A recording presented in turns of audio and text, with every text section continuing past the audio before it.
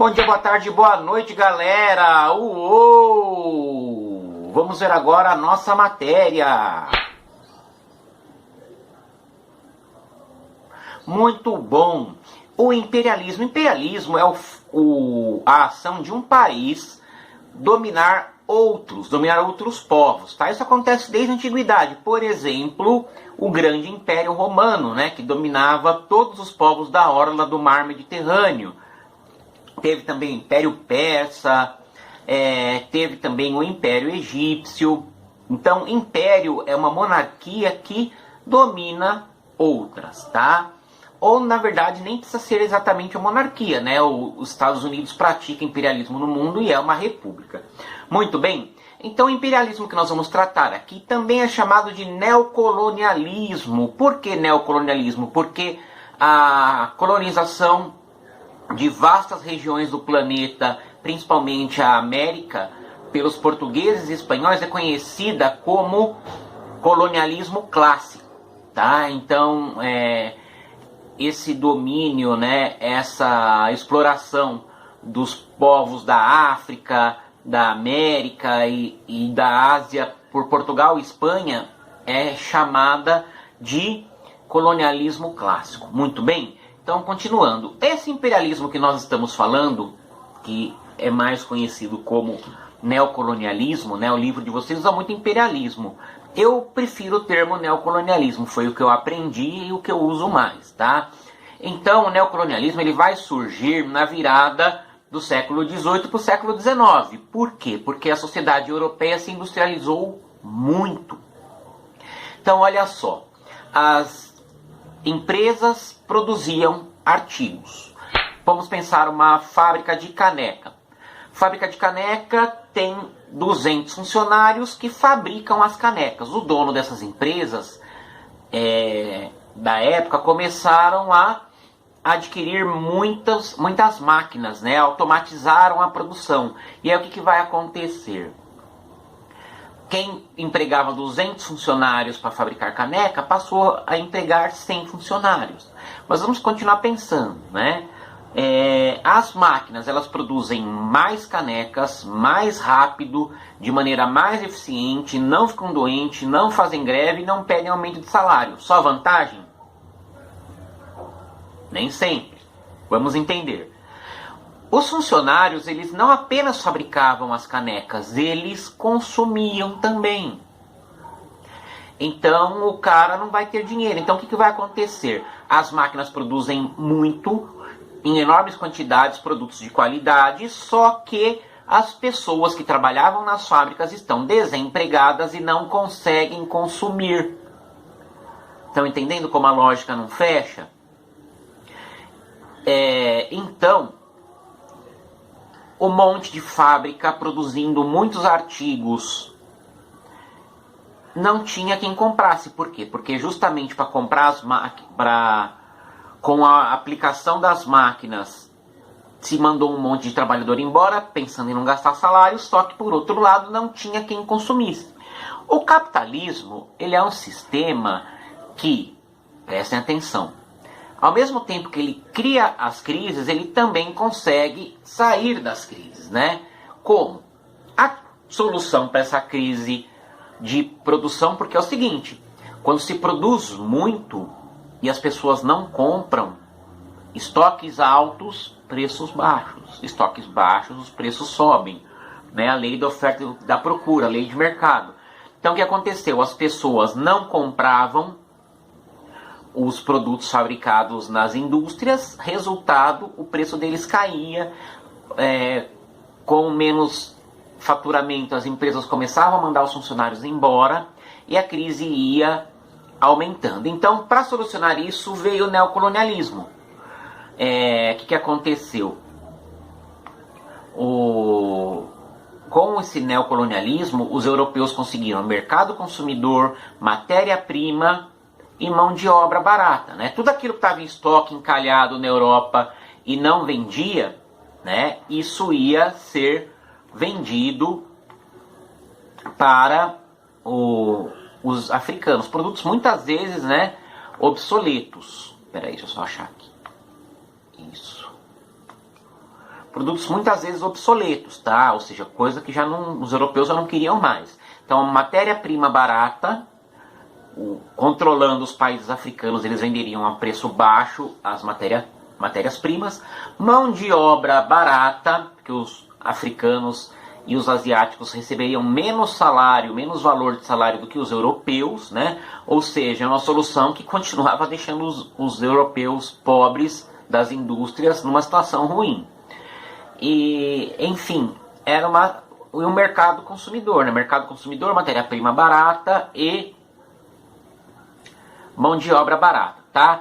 A divisão da África foi feita na Conferência de Berlim, capitaneada pelo Otto von Bismarck, chanceler da Alemanha, entre 1884 e 1885, e aí se dividiu a África entre os países europeus. Qual o problema disso? O problema disso é que essas divisões foram feitas em cima de uma mesa, tanto que se vocês olharem o mapa da África, vários países têm linhas retas nas fronteiras, né? Os europeus repartiram a África entre eles, foi o que aconteceu. E nisso, muitas vezes, juntaram dentro do mesmo território povos que eram inimigos há muito tempo, né? Povos que tinham tradições e costumes muito diferentes uns dos outros, porque as pessoas falam, a África, pensa que a África é uma coisa só, não é, a África é multiétnica, tem muitos povos, não só negros, a África tem várias religiões, a África é um continente enorme, não é um país, o país África é a África do Sul, o continente África é muito mais do que isso. É um continente que tem o islamismo, tem o culto aos orixás, tem o cristianismo, né? E tem uma série de religiões protestantes, católicas, enfim, a África é um lugar muito complexo, um continente. Tá? E os europeus não levaram isso em consideração. Então os franceses ficaram com o norte da África, né? Na Argélia, na Tunísia, no Marrocos, tiveram acesso a algumas regiões do Egito, os belgas com a região do Congo. O rei Leopoldo II transformou o Congo em sua propriedade particular com um detalhe. Ele promoveu um massacre contra os congolenses, ou congoleses, né? Praticou um massacre, mais de 20 milhões de pessoas foram mortas pelos belgas. Os belgas chegaram inclusive a fazer zoológico humano na Bélgica. Pois no final do 19, virada para o 20, tinha zoológico humano com africanos, para as pessoas observarem como os africanos viviam no seu modo de vida tradicional, né? Um horror. Que mais? Os ingleses ficaram com controle sobre o Egito e sobre o Sudão. E também, né, partes da África do Sul, partes do Egito, enfim.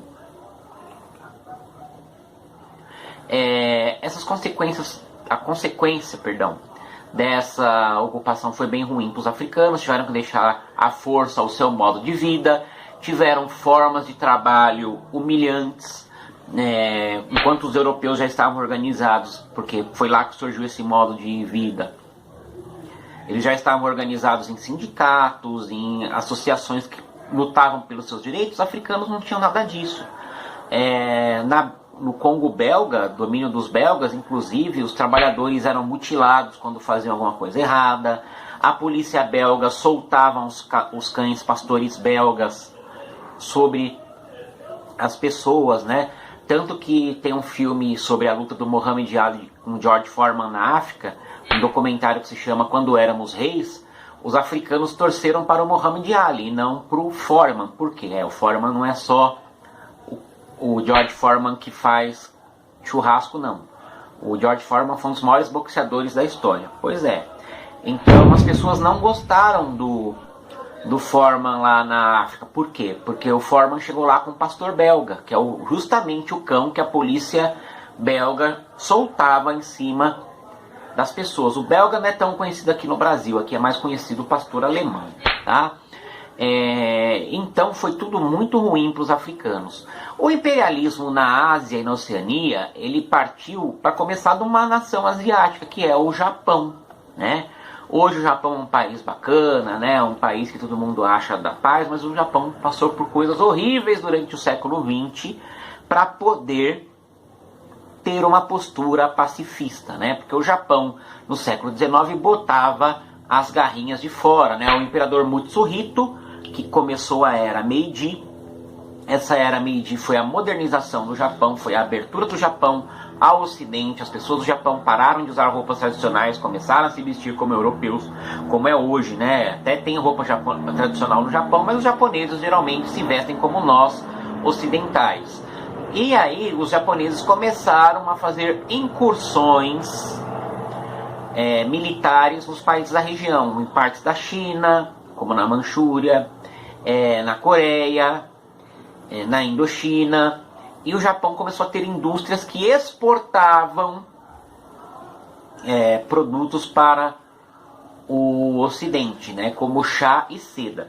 Para os game maníacos, né, os gamers, como se diz hoje, para os gamers é importante uma observação. A Nintendo é dessa época, tá? A Nintendo é dessa época, a Honda, várias empresas japonesas antigas, né, de videogame, de carro. Só que a Nintendo não fazia videogame, ela fazia cartas de baralho. São aí da era Meiji, final do século XIX, início do século XX, beleza? Os Estados Unidos se tornaram uma potência no final do século XIX, né? Conseguiu se tornar independente, captou muitos imigrantes.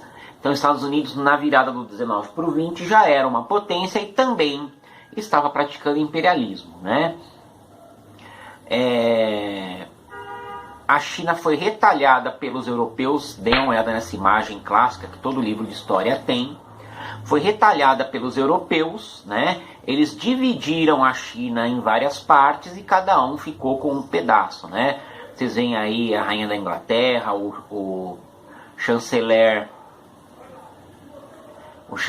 da Alemanha, o Otto von Bismarck, tem a mulher representando a rainha da França, alguém do Império Russo, czar do Império Russo, e o samurai japonês com a sua katana ali no lado, né? A Índia sofreu colonização dos franceses, dos portugueses, mas por último dos ingleses, que ficaram muito tempo lá, só foram embora da Inglaterra após a Segunda Guerra Mundial, graças ao movimento do Mahatma Gandhi. As Filipinas, ela era um território ali no Oceano Pacífico que foi colonizado pelos espanhóis, por isso o seu nome Filipinas, homenagem ao rei Dom Felipe, mas a partir do século XIX os Estados Unidos tomaram para si as Filipinas, né? Porque era um território de importante rota comercial. A Indochina, que é um país que não leva mais esse nome, ele foi dividido em Laos, Camboja e Vietnã. Tem esse nome porque parece mesmo uma mistura de cultura chinesa com indiana. Também foi ocupada pelos franceses, né, para adquirir matéria-prima. E a Oceania, né, que são muitas ilhas lá, os países mais conhecidos, Austrália e Nova Zelândia, foram colonizadas pelos ingleses, né, escoceses, né, enfim, britânicos. E agiram de forma muito cruel contra as etnias de lá. Houve resistência? Sim. Né, ficou muito famosa, por exemplo, a resistência dos cipaios. A guerra dos cipaios na Índia. Os cipaios eram indianos que haviam entrado no exército britânico, mas dado certo momento, tamanha era a opressão dos ingleses contra os indianos, que eles acabaram fazendo uma grande revolta. O que mais? Na África teve a resistência do rei Menelik II, que conseguiu botar os ingleses e outros para correr, né? E a Etiópia foi uma das poucas nações da África que teve menos incursões imperialistas por causa disso, né? Que mais? Na região do Quênia, o povo Nandi lutou muito contra as forças inglesas, né? Resistiram por 7 anos, mas quando seu líder foi morto, o movimento enfraqueceu. E quem lutou muito contra os ingleses são os Zulus, né? Os Zulus são famosos, inclusive, justamente por terem lutado contra os ingleses. Esse movimento de opressão dos povos europeus contra os africanos e asiáticos gerou movimentos nacionalistas de resistência, né? Na Índia se formou um movimento nacionalista que acabou dando origem, alguns anos mais tarde, né, no movimento do Mahatma Gandhi, que antes de qualquer coisa era pacifista sim, mas também era um movimento nacionalista indiano. E o pan-africanismo ele foi idealizado por Marcus Mosiah Garvey. O Marcus Garvey é considerado o precursor do rastafarianismo, né? Quem gosta de reggae